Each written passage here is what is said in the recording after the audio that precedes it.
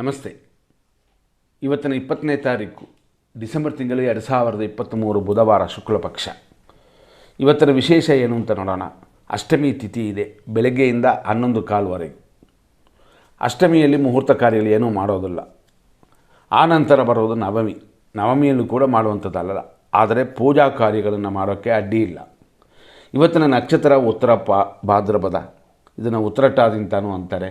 ಈ ಉತ್ತರ ಭಾದ್ರಪದ ಅನ್ನುವ ಈ ನಕ್ಷತ್ರ ರಾತ್ರಿ 10:58 ಇರುತ್ತದೆ. ಈ ನಕ್ಷತ್ರ ಇರುವವರೆಗೂ ಧನಹಾನಿಯುಂತೆ ಇದೆ. ಆದ್ದರಿಂದ ಬೆಳಗ್ಗೆಯಿಂದ ರಾತ್ರಿಯವರೆಗೂ ಹಣಕಾಸಿನ ವಿಷಯ ಖಂಡಿತವಾಗಿ ಅಭಿವೃದ್ಧಿಯಾಗಿ ಇಲ್ಲ. ಆನಂತರ ಬರೋದು ರೇವತಿ ನಕ್ಷತ್ರ. ಇವತ್ತು ಮರಣವು ಪ್ರಾಣನಾಶವೂ ಇರೋದರಿಂದ ಎಲ್ಲ ರೀತಿಯಲ್ಲೂ ಅಶುಭ ದಿನ ಅಂತಂದರೆ ಈ ರೇವತಿ. ಇದು ರಾತ್ರಿಯ ಮೇಲೆ ಬರುತ್ತದೆ. ಆದ್ದರಿಂದಾಗಿ ಇನ್ನೊಂದು ಪ್ರಾಬ್ಲಮ್ ಏನು ಬರುತ್ತೆ ಅಂತಂದರೆ ಬೆಳಗಿನ ಜಾವದ ಬ್ರಹ್ಮ ಮುಹೂರ್ತವು ಶುಭವಾಗಿಲ್ಲ. ಅದು ಅಲ್ಲದೆ ವ್ಯಾತಿಪಾತ ಯೋಗವಿದೆ, ಇದುವೋ ಅಶುಭವೇ. ಇಷ್ಟೆಲ್ಲ ಇರೋದರಿಂದ ಶುಭ ದಿನವಲ್ಲ. ಸೂರ್ಯೋದಯ 6:36, ಸೂರ್ಯಾಸ್ತಮನ ಸಂಜೆ 5:58. ಇವತ್ತಿನ ನಕ್ಷತ್ರ ಪಾದಗಳನ್ನು ನೋಡೋಣ ಮತ್ತು ರಾಶಿ. ಇವತ್ತೆಲ್ಲ ಮೀನರಾಶಿ ಇದೆ. ಹಂಗಾಗಿ ಮೀನರಾಶಿನವರು ಸ್ವಲ್ಪ ಗಮನ ಕೊಡಿ. ಇವತ್ತಿನ ನಕ್ಷತ್ರ ಬೆಳಗ್ಗೆ 6:36ರಿಂದ 11:28ವರೆಗೂ ಉತ್ತರ ಭಾದ್ರಪದ ನಕ್ಷತ್ರ 2ನೇ ಪಾದ. ಆನಂತರ ಸಂಜೆ 5:12ವರೆಗೂ ಉತ್ತರ ಭಾದ್ರಪದ ನಕ್ಷತ್ರದ 3ನೇ ಪಾದ. ಆಮೇಲೆ ರಾತ್ರಿ 10:58ವರೆಗೂ ಈ ಉತ್ತರ ಭಾದ್ರಪದ ನಕ್ಷತ್ರದ 4ನೇ ಪಾದ ಇರುತ್ತದೆ. ಇಷ್ಟಕ್ಕೆ ಆ ನಕ್ಷತ್ರವೇ ಮುಗಿಯುತ್ತದೆ. ಅಲ್ಲಿಂದ ರೇವತಿ ನಕ್ಷತ್ರ ಪ್ರಾರಂಭ ರಾತ್ರಿ 10:58 ಮೇಲೆ. ಅಲ್ಲಿಂದ ಬೆಳಗಿನ ಜಾವ 4:44ವರೆಗೂ ರೇವತಿ ನಕ್ಷತ್ರದ 1ನೇ ಪಾದ. ಆ ನಂತರ ರೇವತಿ ನಕ್ಷತ್ರದ 2ನೇ ಪಾದ. ಈ ರೇವತಿ ನಕ್ಷತ್ರದ 2ನೇ ಪಾದ ನಾಳೆಯೂ ಉಳಿದಿರುತ್ತದೆ. ಆದ್ದರಿಂದಾಗಿ ನಾಳೆ ಇರುವ ದಿನದಲ್ಲಿ ಈ ರೇವತಿ ನಕ್ಷತ್ರವಿದೆ. ನಾಳೆ ನವಮಿ ಇದೆ. ನಾಳೆ 9:37ವರೆಗೂ ನವಮಿ. ನಾಳೆ ರೇವತಿ ನಕ್ಷತ್ರ ರಾತ್ರಿ 10:08:39ವರೆಗಿದೆ. ನಾಳೆ ನವಮಿ ಆದ ನಂತರ ಅಂದರೆ 9:38 ಮೇಲೆ ಆಮೇಲೆ ಸಮಯ ರೇವತಿ ನಕ್ಷತ್ರವು ಕೂಡಿ ಬರೋದರಿಂದ ಶುಭಕರವಾಗಿದೆ. ಕಾರ್ಯಸಿದ್ಧಿಯು ಆರೋಗ್ಯಕರವಾಗಿರುತ್ತದೆ. ಆಮೇಲೆ ಅಂದರೆ ರಾತ್ರಿಯ ನಂತರ ಅಶ್ವಿನಿ ನಕ್ಷತ್ರ ಬರೋದು. ಇನ್ನು ಸರಿಯಾಗಿ ಹೇಳಬೇಕು ಅಂದರೆ 10:09 ರಾತ್ರಿಯ ಮೇಲೆ ಬರುವ ಅಶ್ವಿನಿ ನಕ್ಷತ್ರವು ಕೂಡ ಅಮೃತವು ಆನಂದವನ್ನು ಕೊಡುತ್ತದೆ. ಅದರಿಂದಾಗಿ ನವಮಿ ಆದ ಮೇಲೆ ಶುಭಕರವಾಗಿರುತ್ತದೆ. 9:38 ಮೇಲೆ ಹೆಚ್ಚು ಕಮ್ಮಿ 9:15 ಅಂತ ಇಟ್ಕೊಳ್ಳಿ. ಆ ನಂತರ ಶುಭಕರವಾಗಿರುತ್ತದೆ. ಏಕೆಂತಂದರೆ ದಶಮಿ ಬರುತ್ತದೆ, ರೇವತಿ ನಕ್ಷತ್ರವಿದೆ. ಇಷ್ಟೆಲ್ಲ ಕೂಡಿ ಬರೋದರಿಂದ ಶುಭಕರವಾಗಿರುತ್ತದೆ. ಮತ್ತು ವಾರಿಯಾನ್ ಯೋಗ ಅಂತ ಒಂದು ಯೋಗವಿದೆ. ಇಷ್ಟೆಲ್ಲ ಶುಭವೇ. ನಾವು ಇಲ್ಲಿವರೆಗೆ ನೋಡಿದ್ದು ನಾಳೆಯ ವಿಷಯ. ಈಗ ನಾವು ಮತ್ತೆ ಇವತ್ತಿನ ವಿಷಯಕ್ಕೆ ಬರೋಣ. ಇವತ್ತು ನಾವು ಕಂಟಿನ್ಯೂ ಮಾಡ್ತೀವಿ.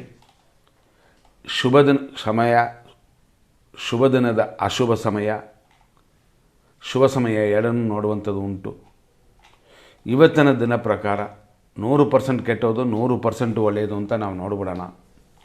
ಇದರಲ್ಲಿ ಏನೆಲ್ಲ 100% ಒಳ್ಳೆಯದು ಕೆಟ್ಟೋದು ಹಂಗೆ ಅಂತ ನೋಡಿದ್ರೆ, ಬೆಳಗ್ಗೆ 8:01 9:27ವರೆಗೂ ಯಮಕಂಡ ಕಾಲ. ಈ 9:27ವರೆಗೂ ಇರುವ ಯಮಕಂಡ ಕಾಲ ಮುಗಿಯೋ ಅಷ್ಟರಲ್ಲೇ ಸೆಂಟ್ರಲ್ಲಿ ನಕ್ಷತ್ರ ವಿಷಘಟಿಕಾ ಕಾಲವು ಸೇರಿಕೊಳ್ತದೆ. ಅದು ಬರೋದು 9:12ಕ್ಕೆ. ಅದರಿಂದಾಗಿ 9:12ರಿಂದಲೇ 9:27ವರೆಗೂ ಅಧಿಕವಾದ ದೋಷ ಬರುವ ಯಮಕಂಡ ಕಾಲವು ನಕ್ಷತ್ರ ವಿಷಘಟಿಕಾ ಕಾಲವು ಸಿರುತ್ತದೆ. ಆದರೂ 10:44 ದೋಷವಿದೆ. ಅದರಲ್ಲಿ ಪರ್ಟಿಕ್ಯುಲರ್ ಟೈಮ್ 9:12ರಿಂದ 9:27 ಅಧಿಕ ದೋಷ. 11:54 12:40ವರೆಗೂ ದುರ್ಮುಹೂರ್ತವಿದೆ.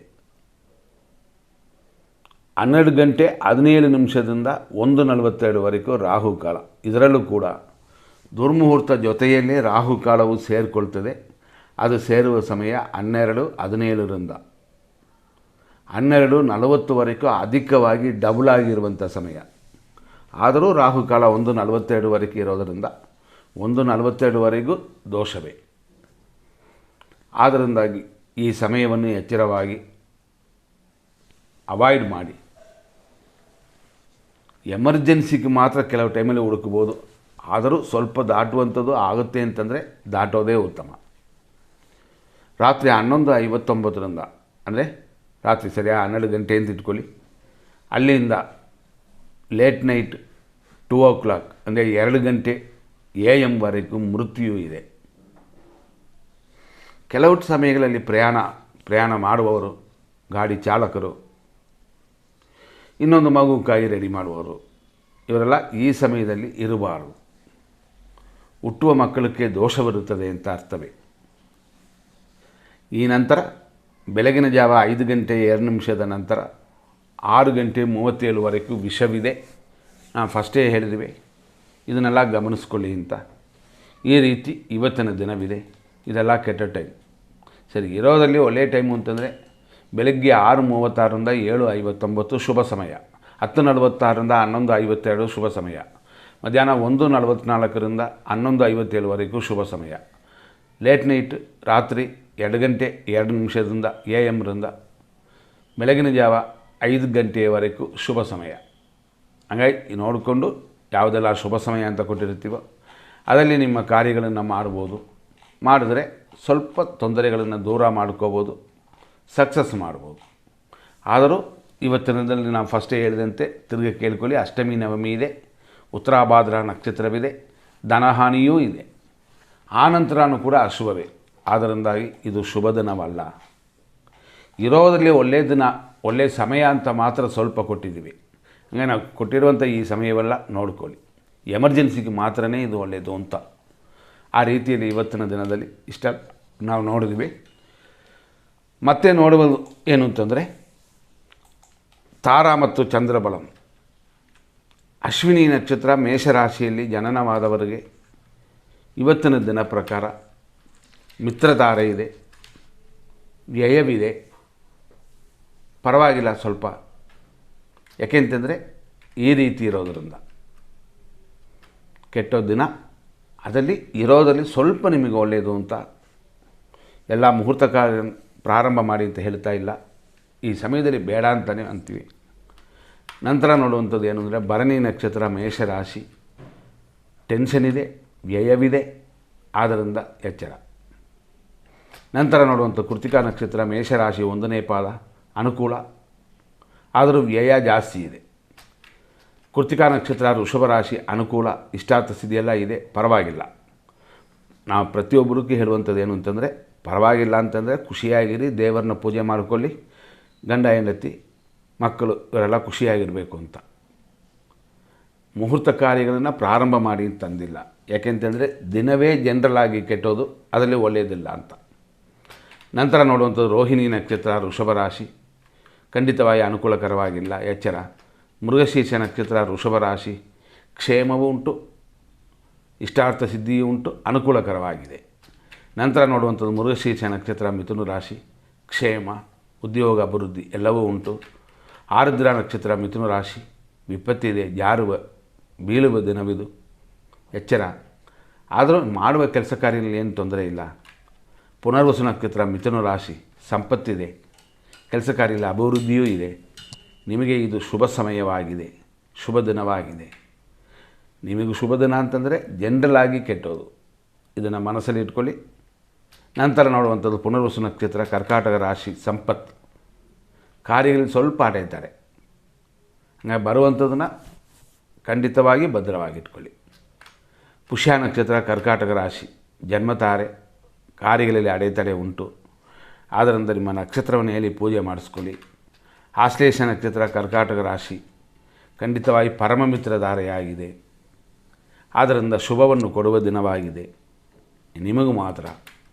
ಮಖ ನಕ್ಷತ್ರ ಸಿಂಹರಾಶಿ, ಮಿತ್ರಧಾರೆ, ರೋಗವೃದ್ಧಿ, ಈ ರೀತಿಯಾಗಿ 50-50% ಆಗಿದೆ. ಪರರಿಂದ ಮಿತ್ರರಿಂದ ಸಹಾಯ ಪಡ್ಕೋಬೋದು. ಪುಬ್ಬ ನಕ್ಷತ್ರ ಸಿಂಹರಾಶಿ, ಟೆನ್ಷನ್ ಉಂಟು, ರೋಗ ವೃದ್ಧಿ ಉಂಟು, ದಿನ ಉತ್ತಮವಾಗಿಲ್ಲ. ಉತ್ತರ ನಕ್ಷತ್ರ ಸಿಂಹರಾಶಿ 1ನೇ ಪಾದ ಅನುಕೂಲ, ಸ್ವಲ್ಪ ಆರೋಗ್ಯ ಈ ರೀತಿ ನೋಡ್ಕೊಳ್ಳಿ. ಉತ್ತರ ನಕ್ಷತ್ರ ಕನ್ಯಾ ರಾಶಿ ಅನುಕೂಲವಿದೆ, ಸುಖ ಅಭಿವೃದ್ಧಿ ಇದೆ, ಶುಭಕರವಾಗಿದೆ. ಇವತ್ತು ಖುಷಿಯಾಗಿರಿ. ಹೆಂಡತಿ ಮಕ್ಕಳು, ಗಂಡ ಹೆಂಡತಿ ಅಂತ ಚೆನ್ನಾಗಿರಿ, ಎಲ್ಲವೂ ಅನುಕೂಲ ಆಗುತ್ತೆ. ಹಸ್ತ ನಕ್ಷತ್ರ ಕನ್ಯಾ ರಾಶಿ ಪ್ರತ್ಯೇಕ ತಾರೆ, ಇದು ಅನುಕೂಲವಿಲ್ಲದ ದಿನ. ಆದ್ದರಿಂದ ಎಚ್ಚರವಾಗಿ ದಿನವನ್ನು ಮುಂದುವರಿಸಬೇಕು. ನಂತರ ನೋಡುವಂಥದ್ದು ಚಿತ್ತಾ ನಕ್ಷತ್ರ ಕನ್ಯಾ ರಾಶಿ ಕ್ಷೇಮ, ಸುಖ ಅಭಿವೃದ್ಧಿ ಎಲ್ಲವೂ ಸೇರಿದೆ. ಆದ್ದರಿಂದ ಹೆಚ್ಚಿನ ತೊಂದರೆಗಳು ಅಂತ ಹೇಳೋಕ್ಕಾಗಿಲ್ಲ. ಆದರೂ ನಾವು ಹೇಳಿರುವಂಥ ಅಷ್ಟಮಿ ನವಮಿ ಎಲ್ಲ ಸೇರಿರೋದ್ರಿಂದ ಮುಹೂರ್ತ ಕಾರ್ಯಗಳು ಯಾರಿಗೂ ಇಲ್ಲ. ಒಳ್ಳೆಯ ಕಾರ್ಯಗಳನ್ನು ಮಾಡ್ಬೋದು, ಯಾರಿಗಾರು ಸಹಾಯ ಮಾಡುವಂಥದ್ದನ್ನು ಮಾಡ್ಬೋದು.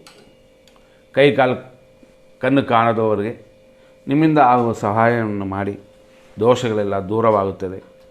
ನಂತರ ನೋಡುವಂಥ ಚಿತ್ತಾ ನಕ್ಷತ್ರನೇ, ಆದರೆ ತುಲಾ ರಾಶಿ ಅಂದರೆ 3 ಮತ್ತು 4ನೇ ಪಾದಗಳು ಕ್ಷೇಮವು, ಶತ್ರುನಾಶವು.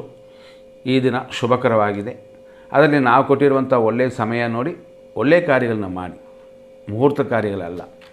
ಸ್ವಾತಿ ನಕ್ಷತ್ರ ತುಲಾ ರಾಶಿ ವಿಪತ್ತಿದೆ, ಶತ್ರುನಾಶವೂ ಕೂಡಿ ಬಂದಿದೆ. ಏಟು ಗಾಯಗಳಾಗದೆ ನೋಡಿಕೊಳ್ಳಿ. ವಿಶಾಖ ನಕ್ಷತ್ರ ತುಲಾ ರಾಶಿ ಸಂಪತ್ತು, ಶತ್ರುನಾಶ ಇಷ್ಟೆಲ್ಲ ಉಂಟು. ವಿಶಾಖ ನಕ್ಷತ್ರ ವೃಶ್ಚಿಕ ರಾಶಿ ಸಂಪತ್ತಿದೆ, ಸ್ವಲ್ಪ ಕಾರ್ಯ ವಿಘ್ನಗಳೂ ಬರುತ್ತದೆ ನೋಡಿಕೊಳ್ಳಿ. ಅನುರಾಧ ನಕ್ಷತ್ರ ವೃಶ್ಚಿಕ ರಾಶಿ ಜನ್ಮತಾರೆ, ಕಾರ್ಯ ವಿಘ್ನಗಳೆಲ್ಲ ಉಂಟು. ಜ್ಯೇಷ್ಠ ನಕ್ಷತ್ರ ವೃಶ್ಚಿಕ ರಾಶಿ ಪರಮ ಮಿತ್ರ ತಾರೆ, ಕಾರ್ಯಗಳಲ್ಲಿ ಅಲ್ಪ ಸ್ವಲ್ಪ ವಿಘ್ನಗಳು ಇದೆಲ್ಲ ಬಂದು ಸೇರೋದರಿಂದ ಬುದ್ಧಿವಂತರಾಗಿ ನಡ್ಕೊಳ್ಳಿ. ಮೂಲ ನಕ್ಷತ್ರ ಧನುಸು ರಾಶಿ ಮಿತ್ರತಾರೆ, ಸ್ವಲ್ಪ ರೋಗ ಭಯ, ಎಲ್ಲವೂ ಪರರಿಂದ ಆಶೀರ್ವಾದದಿಂದ ನಡೆಯುತ್ತದೆ. ಪೂರ್ವಾಷಾಢ ನಕ್ಷತ್ರ ಧನುಸು ರಾಶಿ 1ನೇ ಪಾದ ಟೆನ್ಷನ್ ಉಂಟು, ರೋಗ ಭಯವೂ ಉಂಟು, ಗಮನ ಕೊಟ್ಟರೆ ದೂರ ಮಾಡಬಹುದು. ಉತ್ತರಾಷಾಢ ನಕ್ಷತ್ರ ಧನುಸು ರಾಶಿ ಅನುಕೂಲ, ರೋಗ ಭಯವೆಲ್ಲ ಉಂಟು. ಆರೋಗ್ಯದ ವಿಷಯದಲ್ಲಿ ಮಾತ್ರ ಹೆಚ್ಚಿನ ಗಮನ ಕೊಡಿ. ಉತ್ತರಾಷಾಢ ನಕ್ಷತ್ರ ಆದರೆ ಮಕರ ರಾಶಿ ನಿಮಗೆ ಅನುಕೂಲವಿದೆ, ದ್ರವ್ಯ ಲಾಭವೂ ಇದೆ. ಶ್ರವಣ ನಕ್ಷತ್ರ ಮಕರ ರಾಶಿ ಪ್ರತ್ಯೇಕ ತಾರೆ, ದ್ರವ್ಯ ಲಾಭವೆಲ್ಲ ಉಂಟು. ಇದರಲ್ಲಿ ಪ್ರತ್ಯೇಕ ತಾರೆ ಬರೋದರಿಂದ ಎಚ್ಚರವಾಗಿರಬೇಕು, ಯಾಕೆಂತಂದರೆ ಅನಾನುಕೂಲ ಬರುತ್ತದೆ. ಧನಿಷ್ಠ ನಕ್ಷತ್ರ ಮಕರ ರಾಶಿ ಕ್ಷೇಮ, ದ್ರವ್ಯ ಲಾಭ ಎಲ್ಲವೂ ಉಂಟಾಗುತ್ತದೆ. ನಂತರ ನೋಡುವಂಥದ್ದು ಧನಿಷ್ಠ ನಕ್ಷತ್ರ ಕುಂಭರಾಶಿ 3 ಮತ್ತು 4ನೇ ಪಾದದಲ್ಲಿ ಜನನವಾದವರಿಗೆ ಕ್ಷೇಮ ಉಂಟು, ಆದರೂ ಧನಹಾನಿ ಇದೆ. ಇವತ್ತು ಖಂಡಿತವಾಗಿ ಎಚ್ಚರವಾಗಿರಿ ಹಣಕಾಸು ವಿಷಯದಲ್ಲಿ. ಶತಭಿಷ ನಕ್ಷತ್ರ ಕುಂಭರಾಶಿ ವಿಪತ್ತಿದೆ, ಧನಹಾನಿ ಇದೆ, ಹೆಚ್ಚಿನ ಖರ್ಚುಗಳು, ಆಸ್ಪತ್ರೆ ಖರ್ಚುಗಳು, ವೇಸ್ಟ್ ಖರ್ಚುಗಳೆಲ್ಲ ಆಗುವ ದಿನವಿದು. ಗಮನ ಕೊಟ್ಟರೆ ಇದನ್ನೆಲ್ಲ ನೀವು ದೂರ ಮಾಡಬಹುದು. ನಂತರ ನೋಡುವಂಥದ್ದು ಪೂರ್ವ ಭಾದ್ರಪದ ನಕ್ಷತ್ರ ಕುಂಭರಾಶಿ ಸಂಪತ್ತಿದೆ, ಅದೇ ಸಮಯದಲ್ಲಿ ಧನಹಾನಿಯೂ ಇದೆ. ಏನು ಬರುತ್ತೋ ಭದ್ರವಾಗಿಟ್ಕೊಳ್ಳಿ, ಏನು ಕೈಯಲ್ಲಿದೆಯೋ ಅದನ್ನು ಮುಚ್ಚಿರಿ, ಏಕೆಂತಂದರೆ ದೋಷವಿರುತ್ತೆ ದುಡ್ಡಿನ ವಿಷಯದಲ್ಲಿ. ನಂತರ ನೋಡುವಂಥದ್ದು ಪೂರ್ವ ಭಾದ್ರಪದ ನಕ್ಷತ್ರ ಮೀನರಾಶಿ ಸಂಪತ್ತಿದೆ, ಶರೀರ ಸುಖವೂ ಇದೆ. ಈ ದಿನ ಶುಭಕರವಾಗಿದೆ. ನಾವು ಅನ್ನೋದು ಶುಭಕರವಾಗಿರುತ್ತೆ ಅಂತಂದರೆ ಒಳ್ಳೆಯ ಕಾರ್ಯಗಳನ್ನ ಮಾಡಿ, ಮುಹೂರ್ತ ಕಾರ್ಯಗಳನ್ನ ಫಿಕ್ಸ್ ಮಾಡೋಕ್ಕಲ್ಲ. ನಂತರ ನೋಡುವಂಥದ್ದು ಉತ್ತರ ಭಾದ್ರಪದ ನಕ್ಷತ್ರ ಮೀನರಾಶಿ ಜನ್ಮತಾರೆ. ಜನ್ಮತಾರೆಯಲ್ಲಿ ಕೆಲವು ಚಿಕ್ಕ ಚಿಕ್ಕ ವಿಷಯಗಳು ಮಾಡ್ಬೋದು ಅಷ್ಟೇ, ಆದರೂ ತಲೆ ಸ್ನಾನ ಮಾಡಿ ದೇವರಲ್ಲಿ ಪೂಜೆ ಇಡಿ, ಚೆನ್ನಾಗಿರುತ್ತದೆ. ನಂತರ ನೋಡುವಂಥದ್ದು ರೇವತಿ ನಕ್ಷತ್ರ ಕೊನೆಯ ನಕ್ಷತ್ರ. ಇವತ್ತು ಪರಮ ಮೈತ್ರಿದಾರೆಯು ಶರೀರ ಸುಖವು ಉಂಟು. ಒಳ್ಳೆಯ ಹಳೆ ಮಿತ್ರರನ್ನು ಕೂಡ ಕಾಂಟ್ಯಾಕ್ಟ್ ಮಾಡ್ಬೋದು. ಗುರುಗಳ ಆಶೀರ್ವಾದ ತಗೊಳ್ಳಿ, ಗುರುವಲ್ಲಿ ಹೋರಾಡಕ್ಕೆ ಹೋಗಬೇಡಿ, ಅದು ಇನ್ನೂ ತೊಂದರೆಯನ್ನು ಕೊಡುತ್ತದೆ. ಇಲ್ಲಿಯವರೆಗೆ ಇಷ್ಟು ವಿಷಯಗಳನ್ನ ನೋಡಿದ್ವಿ. ಎಲ್ಲರಿಗೂ ವಂದನೆಗಳು. ನಮ್ಮ ಪ್ರೋಗ್ರಾಮ್ನ ನೋಡಿದವರು, ಶೇರ್ ಮಾಡಿದವರಿಗೆ ಈ ರೀತಿ ಸಪ್ರೇಟ್ ನಾವು ಯಾರಿಗೂ ಥ್ಯಾಂಕ್ಸ್ ಹೇಳೋಕ್ಕಾಗಿಲ್ಲ, ತಪ್ಪು ತಿಳ್ಕೊಬೇಡಿ. ಎಲ್ಲರಿಗೂ ನಮ್ಮ ವಂದನೆಗಳು. ನಮಸ್ಕಾರ. ಮುಂದಿನ ಸಂಚಿಕೆಯಲ್ಲಿ ನೋಡೋಣ.